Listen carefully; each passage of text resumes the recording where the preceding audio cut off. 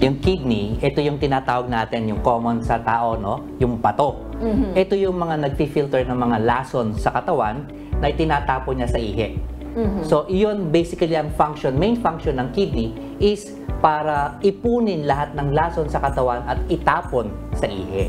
Ayon sa urologist doctor na si Dr. Nazareth ng Makati Medical Center, hindi lahat ng may bato sa kidney ay nakakaramdam ng sintomas.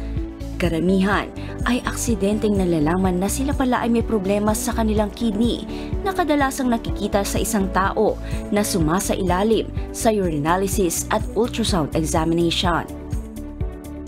May akong referral sa ER dahil pumunta, nag-pain, no? Tapos ang usual pain nasa tagiliran, no? Ganon, yung iba talaga naglalagnat pa, yan, emergency ang mga yan, ano? Pero karamihan na nagpupunta sa clinic ko, dahil yung nagpa-urinalysis nila, may dugo. Yung dugong hindi nakikita. Sa sa urinalysis lang nakikita, no? And then, when we work up, may nakita, ay may bato pala sa kidney na hindi naman nagbabara, kaya hindi nagpe-pain. Kasi akala natin, magkakano ka lang kung nagpe-pain ka eh. Hindi lahat ng bato nagkukos ng pain. Magpe-pain lang siya pag nagbabara yung bato. Yun yung pinaka-common na pagpunta sa clinic, aksidenteng nalalaman. Incidental finding, regular check-up, nakita urinalysis, may dugo. Ultrasound, ayun. Dagdag pa nito, makasanayan sana ng ating mga kasangbahay ang pagpapatingin sa doktor kahit walang nararamdamang sintomas.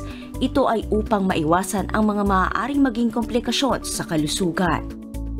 Sa mga kasambahay natin, ang wala namang masama kung magpapa-check up kayo eh. Tama na sana yung mga sobra tayong barako na feeling natin, hindi tayo magpapatingin kung wala tayong nararamdaman.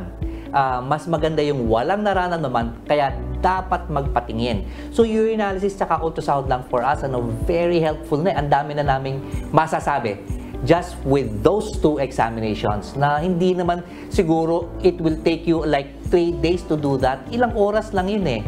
Pero yung benefits, sobra-sobra. Alamin ang iba pang detalye ukol sa kidney stones. Manood ng Dr. Zone TV ngayong linggo, alas 7 ng umaga. Dito lang sa UNTV. Kichi Cipriano, UNTV News and Rescue. Diyos ang aming sandigan, serbisyo publiko ang aming pinahahalagahan.